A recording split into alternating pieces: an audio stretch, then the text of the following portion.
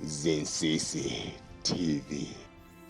Pakadali pano timuve Alex Kamangila kukamba zakatangale ku Malawi.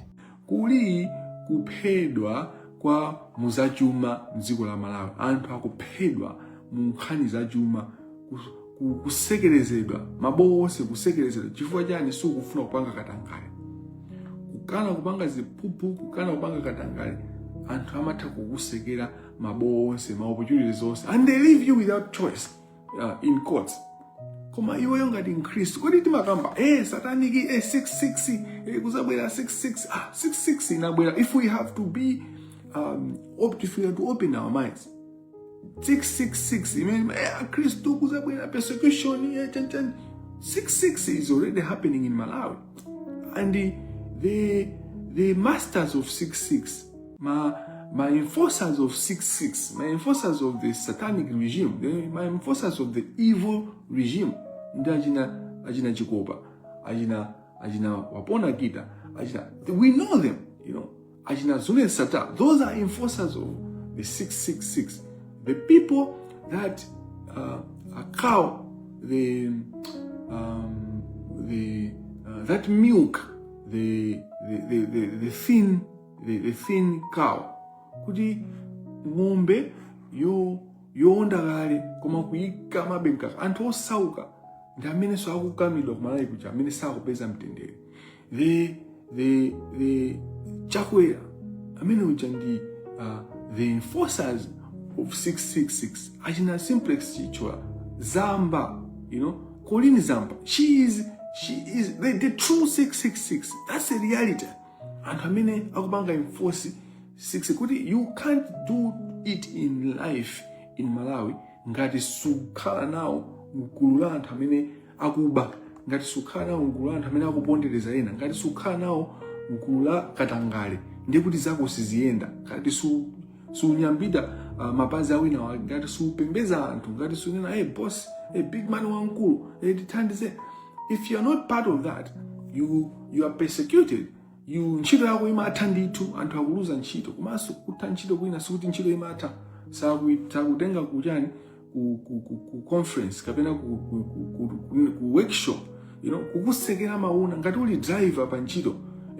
Ndikuti abwana akamachokapo sakupanga alosta, Julie roster amene amapanga kuti driver uyaende nda sakuyikapo. Komanso even ukakhala kuti alibe choice wapita ku field kuja waenda ndi abwana, ndikuti salary yako ibwere kapena allowance yako osabwera allowance kunthu kugubira allowance. Ifeyo aKristu tikupangapo chani pa persecution imene ikuchitika ku Malawi? Anthu amene sapanga nawo za katangale, anthu amene sakhala involved kapena akufuna kuthana ndi katangale, they are persecuted. Amanena kuti adati kumaliza. And that's what's happening. So we still have today Christians that are hiding in Damascus. Ndi aKristu amene akubisala kujani uku ku catacomb. As I was saying, kuti ndinakaonapo ineyo catacomb, ndinalowa ku catacomb. I saw what life was. You could feel the spirit. You can connect to what the Christians of that time were feeling. You could see a space kumphanga ndithu amabisala anthu kumphanga kuja ndipo anayika kuja amayese sabe kumene kuja kumapanga misa, kumapanga mwambo wa nsembe ya misa kumene kuja.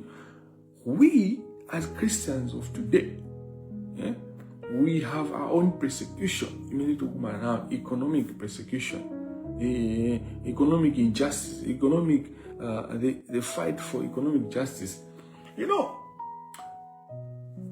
You just have to look around. Is when you come as Mungu yangana, Mungu yangana around yourself, and you ukaima muntu nkunena kuti tasiya ni katangale tamangene akuti akwamisala ameneyo. Even panopa pamene ndiku kamba za uthenga wa Mulungu, pamene ndikupanga share the word of God. Like the word of God, this is not something I'm faking. You can, the word of God, this is the word, the book of Acts, you can make difference to. And hakulimba ntima hii umbo apapa nenda ziwadi kuti uyu ndo amisala. People have got that. The corruption of social media, where people they ali comfortable kunama pagulu, to lie and comfortably go on, and everyone is clapping hands even for liars.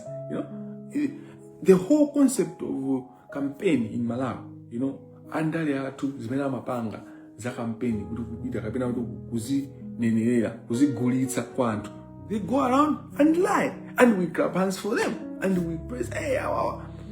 The manifestos that DPP showed us in 2024, 2025, the manifesto that the Tonse Alliance, Chakwera and Late Chidima showed us, the manifesto that DPP showed us, Taya Bingo or UDF showed us, and all that, the manifesto of PP, though PP is in a win, but it had a manifesto in 2014.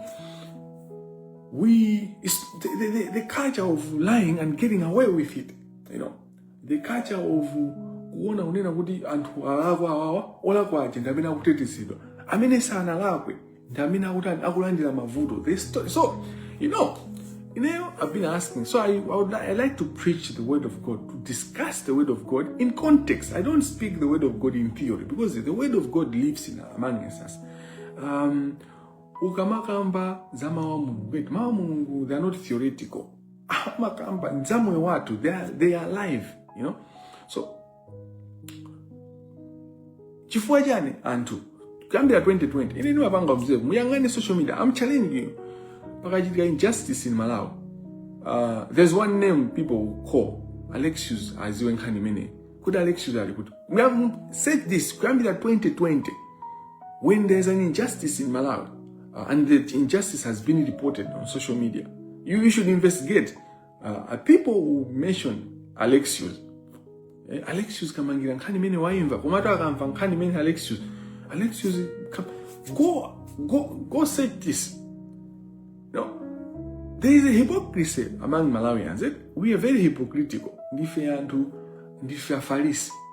But the same Alexius kamangira akakuza nina kuti akula vuto ndiri angu kamba mene akupanga bully anthu, he's bullying people, ndiwamisala, alibe umboni. Why is it good there's an injustice? Mumamwitana kuti Alexius do something, but when he tells you now the voodoo do ndiri, these things are just they are just majana, they are just symptoms, So mundu kudakadwala malungu eti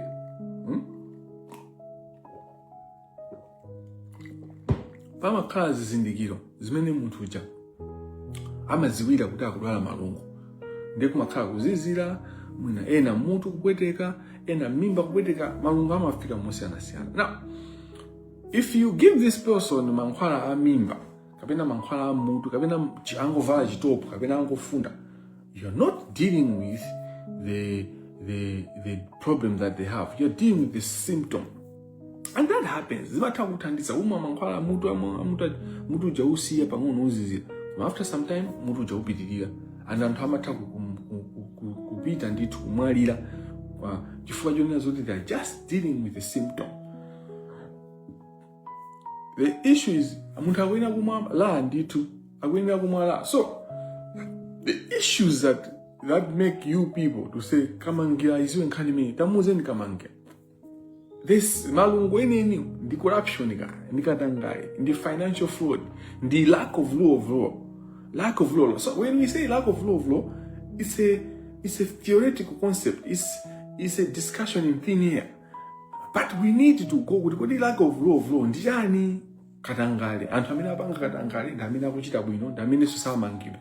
Anthu amene akulimbikira ngati my Brenda, amene news yapo mpano yakhale kukambidwa kuzera face to face, and we need to appreciate face to face that podcast.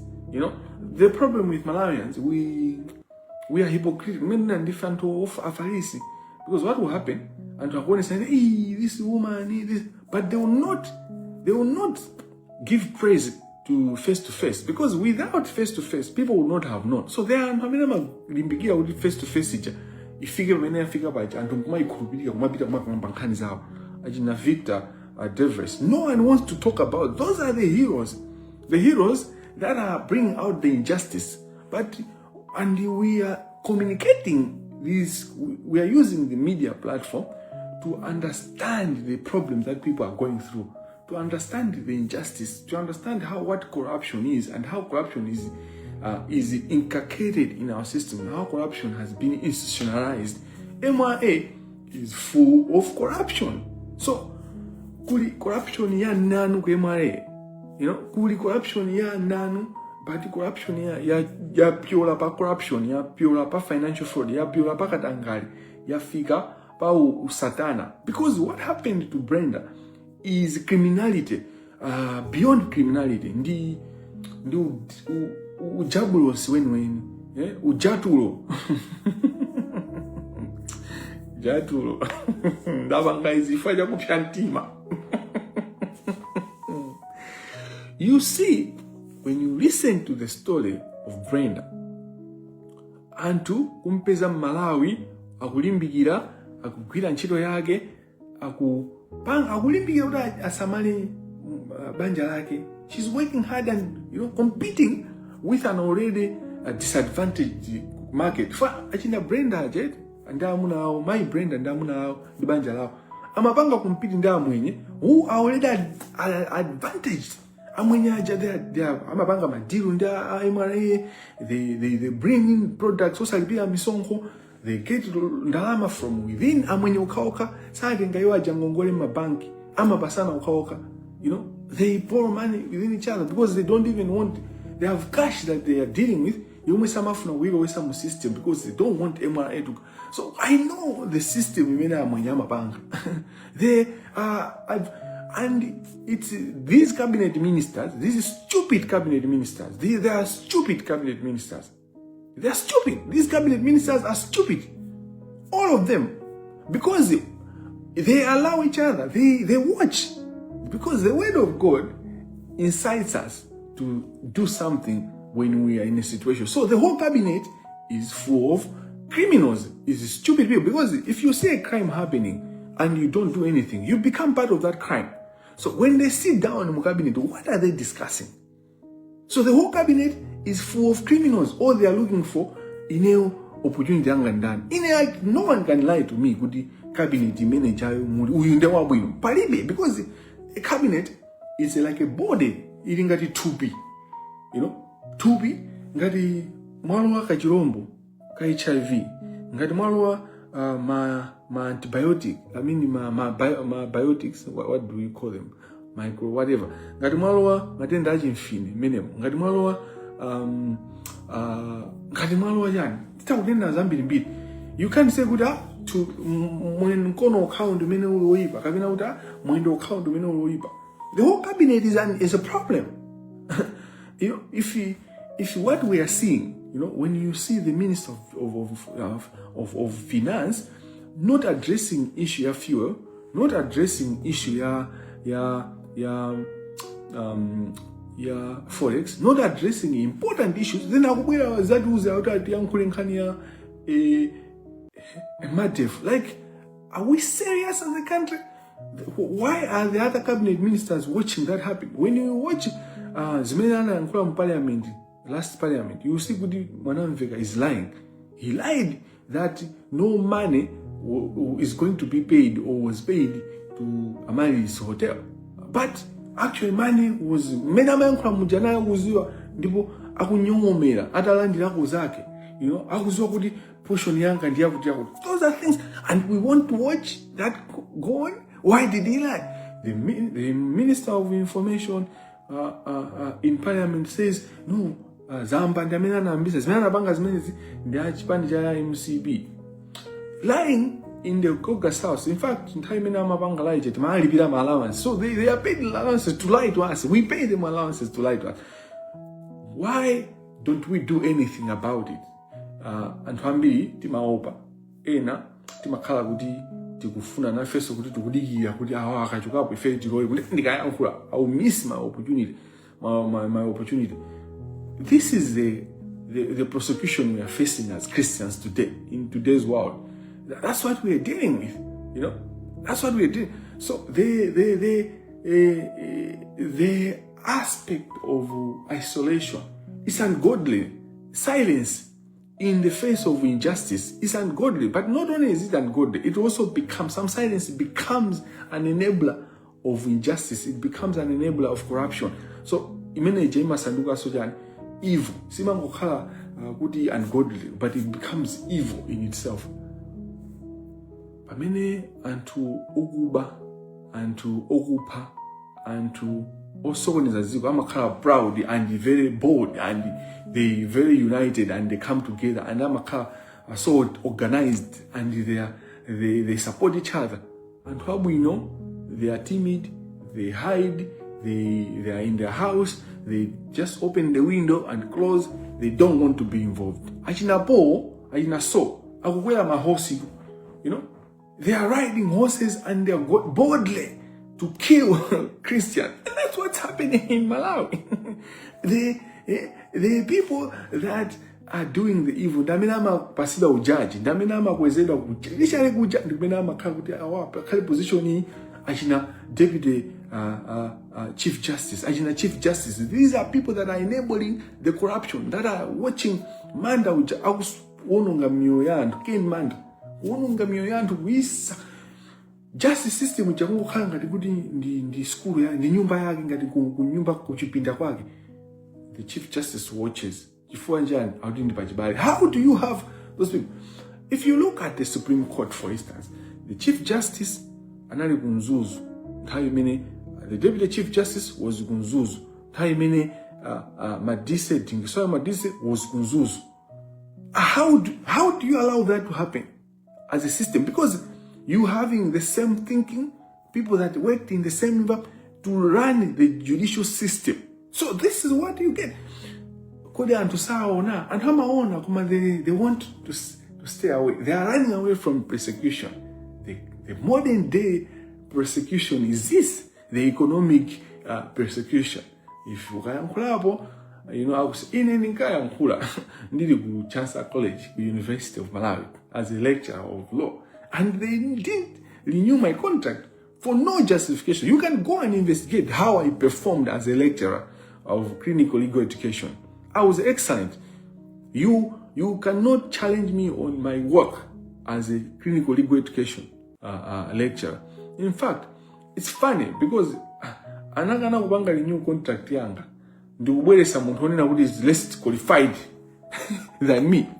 That's how the system works. You can verify this. And this is, I was persecuted by my DSA, by Dr. Mweso, my head of department, and the deputy vice chancellor. Because my deputy, so I'm saying the word of God, the word of God is personal.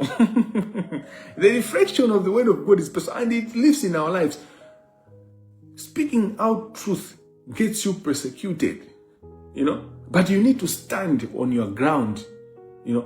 So if you are a Christian and you are involved in corruption, or you are watching corruption happen, you are watching injustice happen, you are watching Brenda and you want to move on, that is the issue.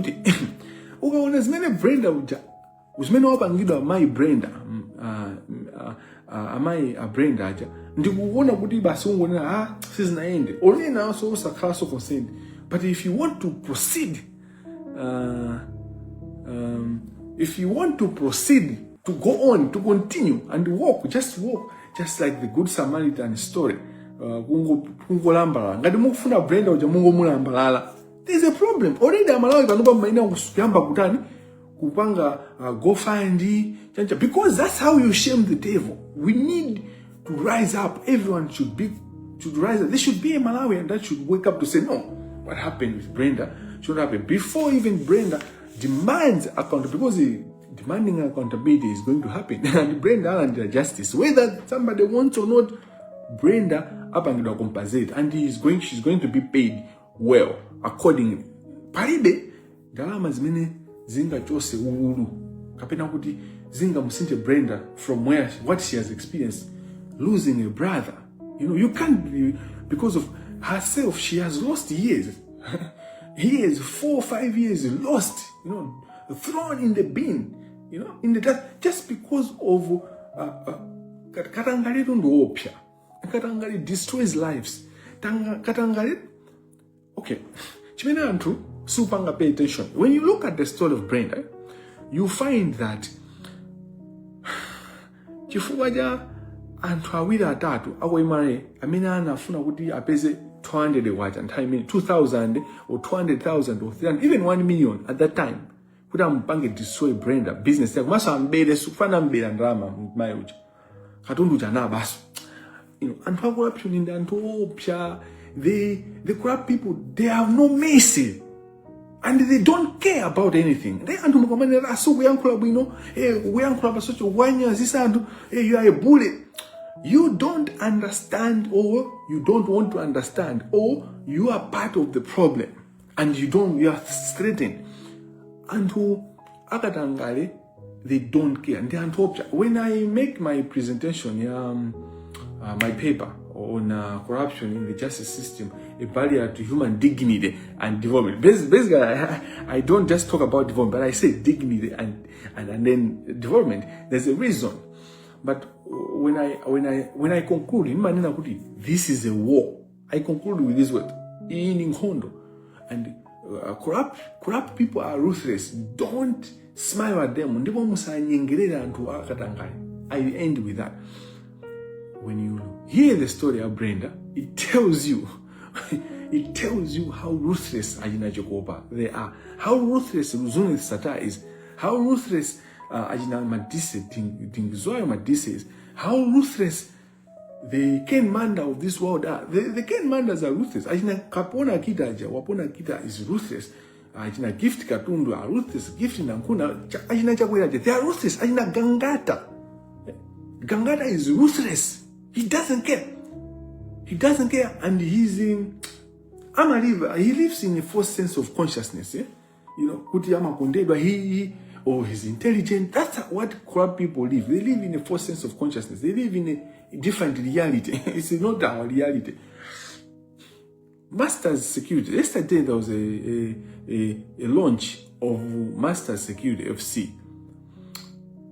Today, if we had the APM Arthur Peter Mutharika, what are serious in the fight corruption? Gangata Agwena Ujosila minister, because he's running a team, a club that is going to compete within an environment which is being the overall landlord. What environment mentioned this the government because of our poverty, our private sector is is very small. The biggest employer, the biggest funder of everything, the government. So you have a minister of sports, a minister of sports who is launching a club. Like, okay, make this make sense. Like, make this make, how don't and to one about men in the food. You know, like even the farm president is there speaking, Sulon president is there. They are part of the corruption. Deep. Farm president Freewood is deep into corruption. Sulon president, I know Sulon president, he's a lawyer.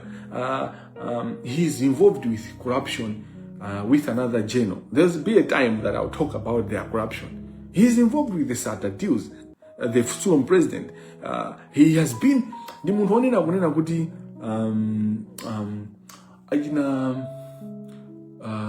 president was Sulon Mujed. When I'm preaching, when I'm sharing the word of God, a military general Sangabangi, Dan Gwali, Mamzua Dan Gwali is involved in the SATA. He's in the files, the SATA, Dan Gwali. Now, Dan Gwali, the serious general, he's a doctor. He's Dr. Dan Gwali. He has learned the war. We get a real class in Mkondoija. The Kupunzi as a humanitarian law, he knows about human rights, but what does he do? He engraves himself in the SATA deals. He is deep into corruption. One billion against him. And so, a child, a disciple of Dan Gwali becomes what? Sulon president. The football in Malawi is run by corrupt people. when you look at the Fleetwood is in bed. Ndima guys, I mean, I'm in this baggy bullets. In a bullets fan. Everyone knows. Is this not a secret? But actually, I mean, I'm in this bullets. The one that are funding. So bullets are for Jazija. Me jandika up jabiga. And I mean, they're into money laundering. You know, and their boss, the little boss is a Zimbabwean connected money launderer. And to people, and how much what is Commander Christo, I don't Peter church Sunday, you know, Saturday, you don't Peter West Day. But they know what they are doing money laundering. They part of sponsoring one raz is just a come up. The word of God, okay. The economic persecution that the people face in Malawi is that if you are not involved in corruption, you are excluded from participating or livelihood. So Ajina Kumbo Soko, Ajina Brighttail, those are brilliant lawyers and many other people. They are brilliant lawyers who can do it without corruption. They work hard, but what transpired to them is they had to choose between being persecuted or joining the bandwagon. So they have joined the bandwagon. You know, they have been recruited. They were recruited, but they are part of the Rafu Kasambara discipleship. So, ena anina kuti ndi wamisala bwanji ungochula wina aliyense bwanji wina aliyense ndoyipa kumalawi kuli anthu 22 million panopa say consensus anthu amene achula sanakwane 100 sanakwane 100 niwasitiu sanakwane 1000 ndeno zomanena unaka angochula aliyense ndi zanu zimenezo komanso nokhammanena kuti corruption ili paliponse ndi wina ali kuchula paliponse kumene. So mina mayenda konse ku amazona ngati ndiopenya ndipo ndiozindikira ndiloya ophunzira komanso ndi wamphamvu ndi nsilikali amayenda ndi mpeni wake ndipo anali wachikhulupiriro koma anali blind samaona. Kodi ifeyo ndife openya ndife ona auye chikhulupiriro chathu chimene tili passionate about ndichiona because ngati ukhulupirira chikhulupiriro chosalondola ndiwo osaona ndithu ndiwo osapenya. Utakhala wansembe, utakhala prophet, utakhala apostle, utakhala ndani koma ngati chikhulupiriro chako sichoona ndiwo you are blind. Ifeyonso pamene ambuye akutitumiza tapita ndi ku judiciary tapita ni ku Malawi Lawless Society mukayipangisa kuti Malawi Law Society ikhale Malawi Law Society. Tapita ni ku cabinet, tapita ni ku parliament. You know, they are new parliamentarians. Mwabwera kumene kujako ndicholinga choti mutani kodi mukumaninda amene munga yankhule nawo za corruption because corruption yathu is embedded parliament kutende yanyonyonyo yoti imachita kupangidwa nominalized. You know, I've worked with parliamentarians for 5 to 6 years. You know, so I know how corruption works in parliament. Ajina Chimwendo as leader of the house, he knows I know. You know, you should ask them. You know, even the former speaker of parliament, Godana Hara, she knows I know. There are a lot of MPs, if you speak to them, I know the corruption that happens in parliament, day in, day out. The secretariat, even in parliament, there is a lot of corruption. The secretariat, the imenema tandizira, and who has here when you go akhalantawed kuli corruption, and antamia jama ziwa zeni zigoli pamene lijivuto. Kuti tuone kuti solution ya dziko lathu ndi chani. Ena amene ngapange konzati nda secretariat ya parliament because they know the issues.